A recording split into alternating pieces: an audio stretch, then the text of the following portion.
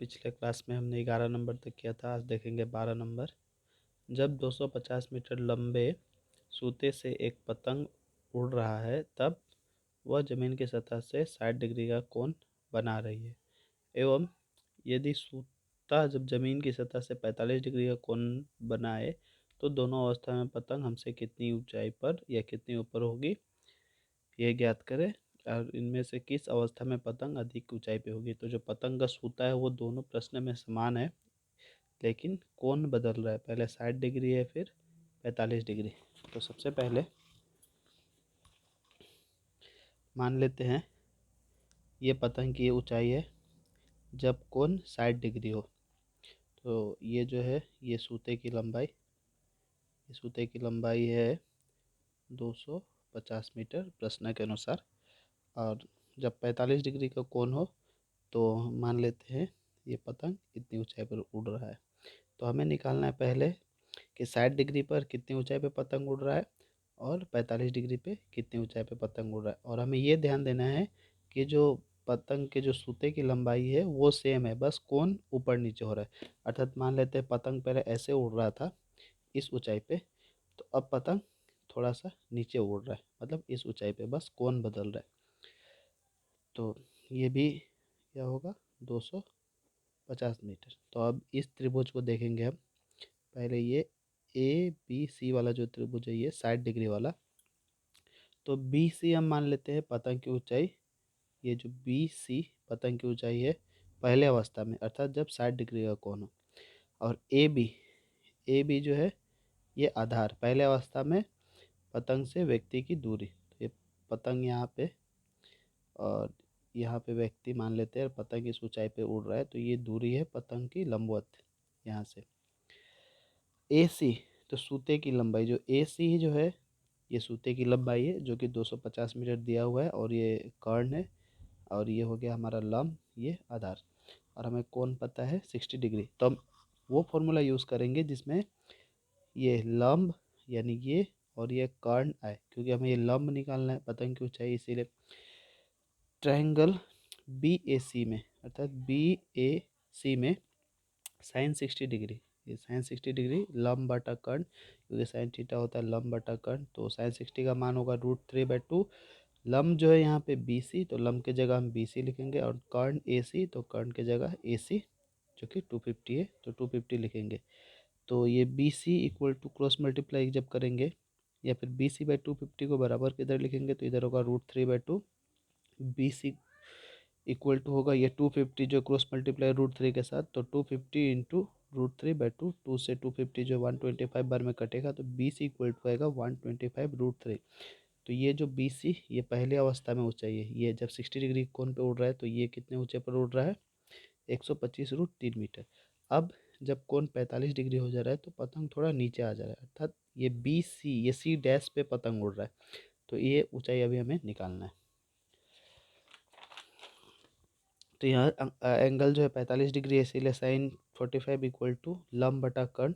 तो साइन 45 होता है 1/√2, लंब जो है बी सी डैश, और कर्ण जो है डी सी डैश। तो यहाँ पे सी डैश करके मैंने लिया है, तो लंब हो गया बी सी डैश, कर्ण जो हो जाएगा डी सी डैश। तो डी सी डैश अर्थात जो सूते की लंबाई है वो तो सेम है, तो 250 लिखेंगे, तो 1/√3, ये बी सी इधर आएगा, ये √2 ऊपर जाएगा।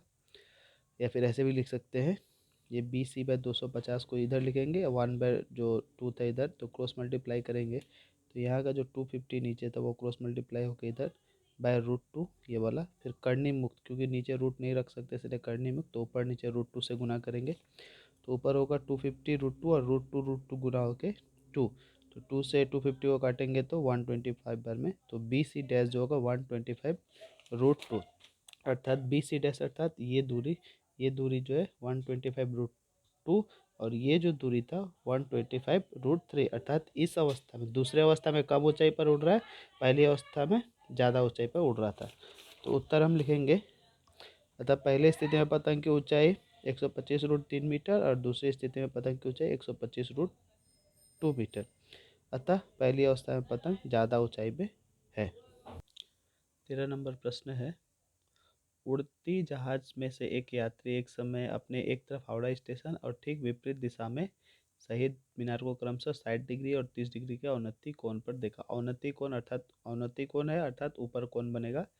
उस समय यदि जहाज जमीन से 545 √3 मीटर ऊंचाई पर है तो हावड़ा स्टेशन से शहीद मीनार की दूरी ज्ञात करो। तो यहाँ पे मान लेते हैं कोई व्यक्ति है, एक साइड वो हावड़ा स्टेशन और दूसरे साइड शहीद मीनार देख रहा है, और जो ऊंचाई है वो दिया हुआ है 545 √3 मीटर की ऊंचाई से देख रहा है। तो ये जो लंब होगा 545 √3 मीटर, और ये 60 डिग्री के अवनति कोण पर देख रहा है, सॉरी उन्नति कोण पे देख रहा है, नहीं सॉरी, और अवनति कोण पे देख रहा है, इसीलिए अवनति कोण ऊपर 60 यहाँ बनेगा। तो ये 60 तो ये भी 60 एकांतर कोण, और ये 30 तो ये भी 30 एकांतर कोण यहाँ पे बन रहा है। तो अब हमें क्या निकालना है, ये बी डी जो है ज़मीन से, ये ज़मीन से ऊंचाई दिया हुआ है, जहाज का ऊंचाई, और ये ए सी जो है हावड़ा स्टेशन और शहीद मीनार के बीच की दूरी है। तो हम अगर ये ए बी और बी सी दोनों को अलग अलग निकाले, इस त्रिभुज से अगर ए बी और इस त्रिभुज से बी सी निकाले और दोनों को जोड़ दे, तो हमें हावड़ा स्टेशन से शहीद मीनार की जो दूरी है वो पता चल जाएगी। तो त्रिभुज डी ए बी में, D A B angle 60 degree है, हमें लंब पता है, आधार निकालना है। तो 1060 इक्वल टू लंब बटा आधार, 1060 का मान √3, लंब जो है बी डी लंब है, आधार ए बी।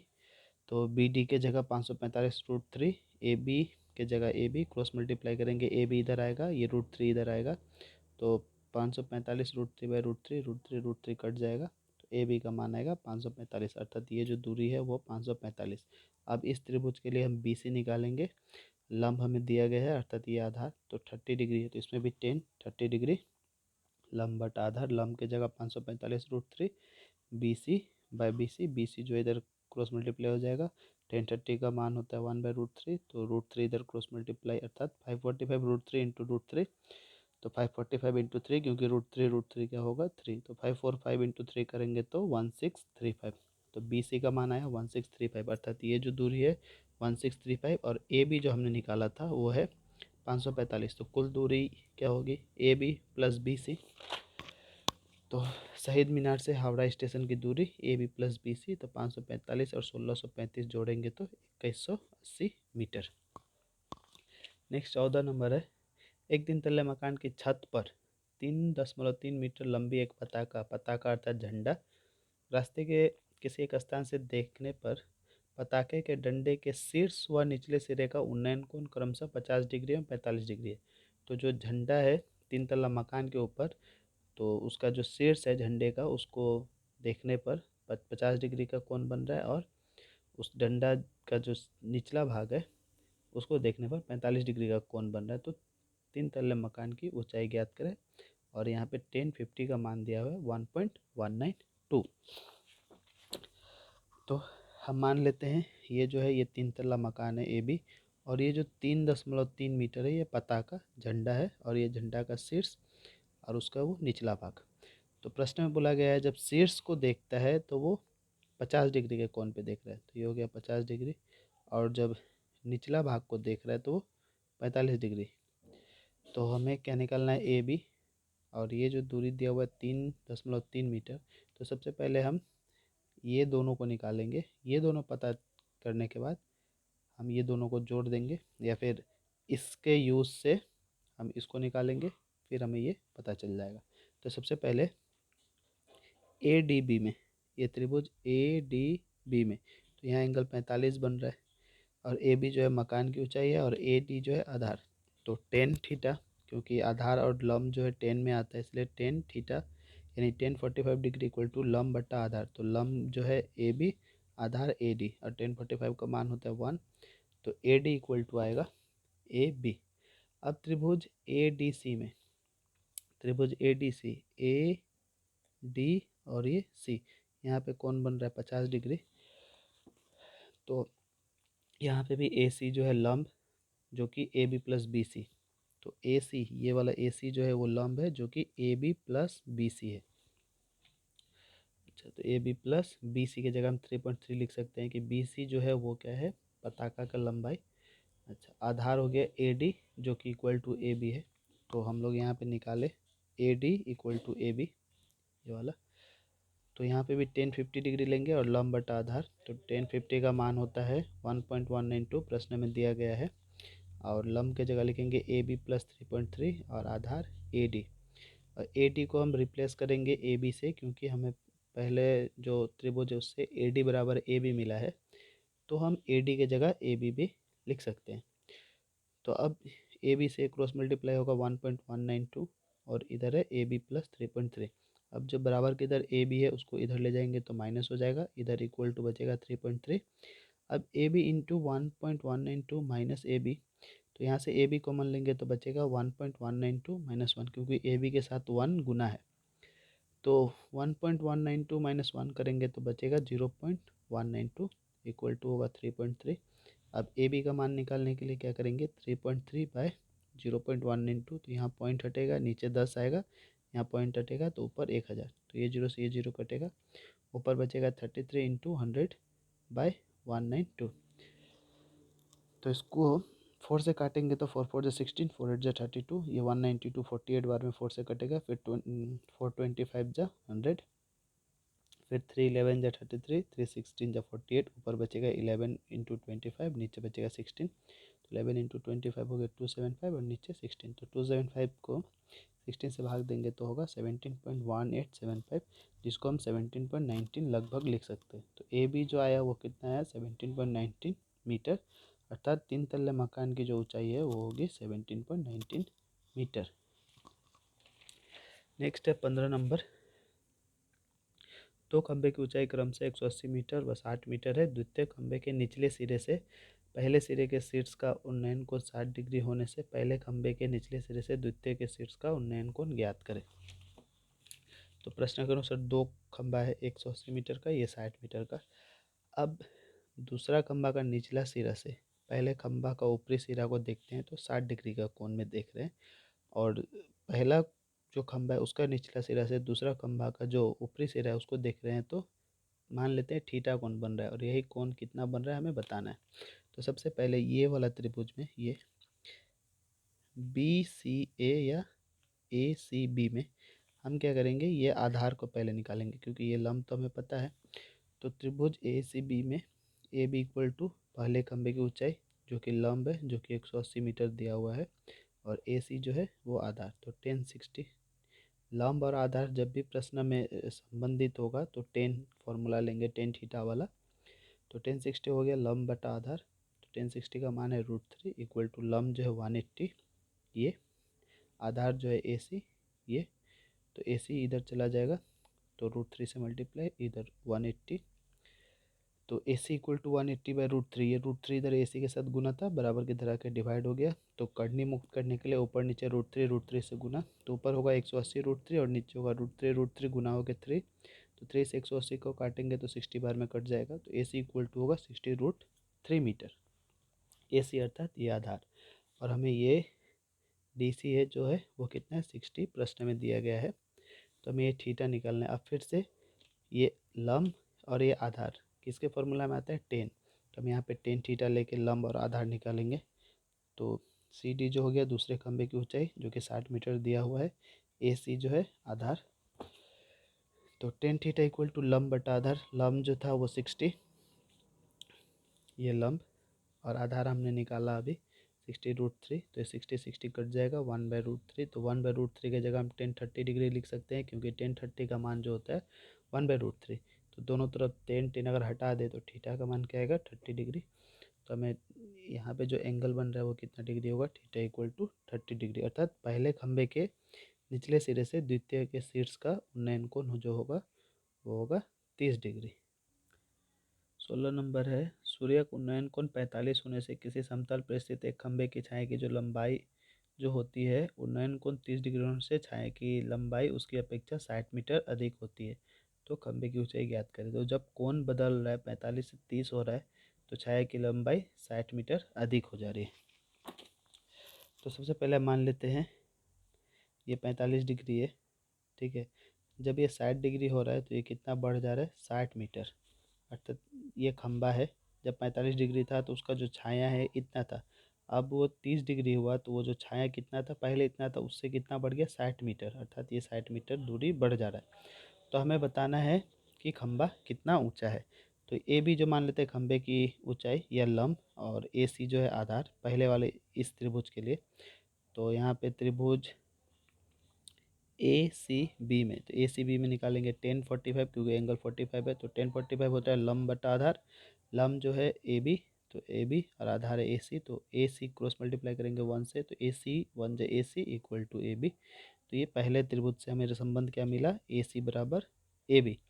अब इस एंगल के लिए हम क्या करेंगे, इस त्रिभुज के लिए बी डी ए या ए डी बी। तो यहाँ पे आधार जो होगा वो क्या होगा, ए सी प्लस सी डी। ए सी प्लस सी डी क्या होगा, आधार होगा, और लंब सेम है लेकिन एंगल कितना है 30 डिग्री। तो त्रिभुज ए डी बी में ए बी जो लंब है और ए डी इक्वल टू आधार A C plus C D, A D equal to A C plus 60, A D जो है ए सी प्लस 60। 1030 डिग्री है, तो 1030 डिग्री होता है लंब बटा आधार। तो तो 1030 के जगह हम लिख सकते हैं 1/√3 equal to A B by A C plus 60। A B cross multiply करेंगे, तो अगर इसको ये पूरा को इधर ले जाएंगे तो A B by A C plus 60 equal to 1/√3। तो A B by A C plus 60 equal to 1/√3। चूँकि A B equal to A C था, इसीलिए हम ए सी की जगह ए बी भी लिख सकते हैं। तो क्रॉस मल्टीप्लाई करेंगे तो A B √3 equal to 1 into A B plus ये क्रॉस मल्टीप्लाई करेंगे ए बी प्लस 60 को 1 से, तो उतना ही होगा। अब जो है ए बी √3, ये ए बी इधर माइनस करेंगे तो A B √3 minus A B equal to 60। ये दोनों से ए बी कॉमन लेंगे तो √3 माइनस 1 इक्वल टू 60। तो ए बी इक्वल टू होगा 60/√3 माइनस 1। चूँकि करनी नीचे नहीं रख सकते, इसीलिए करनी मुक्त करने के लिए ऊपर नीचे √3 प्लस 1 से मल्टीप्लाई करेंगे। तो ऊपर होगा 60 इंटू √3 प्लस 1, और नीचे होगा √3 माइनस 1, और √3 प्लस 1 करेंगे तो √3 का स्क्वायर माइनस 1 का स्क्वायर, √3 का स्क्वायर जो होगा 3 माइनस 1 का स्क्वायर 1। तो ऊपर होगा 60 √3 प्लस 1, और नीचे 2 से काटेंगे, 2 1 2, 2 30 60। तो ए बी इक्वल टू होगा 30 इंटू √3 प्लस 1, या फिर 30 इंटू √3 प्लस 30 1 30। तो √3 का मान जो है 1.732 प्रश्न में दिया गया है।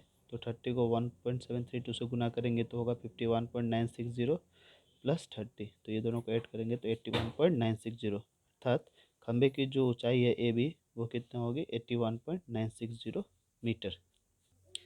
नेक्स्ट है, एक चिमनी के साथ एक ही समतल में स्थित क्षैतिज सरल रेखा में किसी एक बिंदु से चिमनी के एक तरफ 50 मीटर चलने पर उसके शीर्ष का उन्नयन कोण 30 डिग्री से 60 डिग्री हो जाता है। तो ये जो चिमनी पहले यहाँ पे कोई था, तो चिमनी के तरफ 50 मीटर गया, अर्थात यहाँ से यहाँ जो दूरी है ये दूरी 50 मीटर। तो कोण 30 डिग्री था, यहाँ पे आने पे 60 डिग्री हो गया। कितना मीटर जाने पे, 50 मीटर। तो हमें बताना है कि चिमनी की ऊंचाई कितना है।